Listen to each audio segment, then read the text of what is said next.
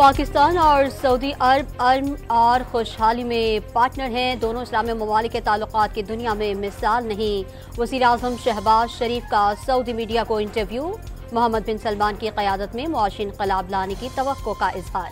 ٹیلی کام کمپنیاں نان پائلٹس کے سمیت چھوٹے بیچز میں بلاک کرنے پر متفق۔ ایف بی آر نے 5000 افراد کی تفصیلات ٹیلی کام آپریٹرز کو ارسال کر دی۔ کمپنیوں نے صارفین کو انتباہی پیغامات بھجوانے شروع کر دیے۔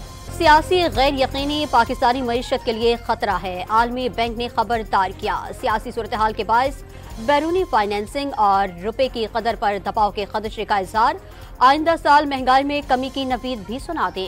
حکومت پنجاب نے 29 لاء افسران کو عہدوں سے ہٹا دیا۔ Additional advocate general Punjab Gulzar Ahmed Khan, ملک سرور احمد سمیت افسر عہدے سے فارغ۔ نوٹیفیکیشن کی نقل supreme court, Lahore high court سمیت دیگر اداروں کو ارسال۔ وزیر اعلیٰ پنجاب کا کمزور سماعت و بصارت کے حامل بچوں کے لیے اقدامات کا اعلان۔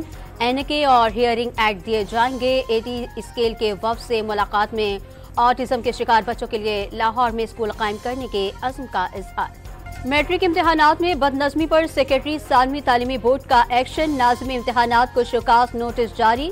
ڈان نیوز نے امتحانی سینٹرز پر طالبات کے فرش پر بیٹھ کر پرچہ حل کرنے کی خبر نشر کی تھی۔ بہاول نگر اسلامیہ یونیورسٹی کی طالبات رزلٹ جاری نہ ہونے پر سراپا احتجاج۔ یونیورسٹی انتظامیہ کے خلاف اور مطالبات کے حق میں نعرے بازی۔ تھرڈ سیمسٹر کا رزلٹ جاری ہونے میں 8 ماہ تاخیر کا دعویٰ۔ کراچی میں اینٹی کرپشن سندھ کی کارروائی۔ CIA پولیس کا انسپکٹر رشوت لیتے ہوئے رنگے ہاتھوں گرفتار۔ ملزم متاثرہ شخص سے 30 لاکھ روپے پہلے ہی بٹور چکا تھا۔ اینٹی کرپشن کا دعویٰ۔ عالمی میڈیا نے بھارت میں صاف اور شفاف الیکشن پر سوالات اٹھا دیے۔ اپوزیشن امیدواروں پر دباؤ ڈال کر جماعت چھوڑنے پر مجبور کیا گیا۔ اقلیتوں بالخصوص مسلمانوں کو نشانہ بنایا گیا۔ اور الجزیرہ کی رپورٹ۔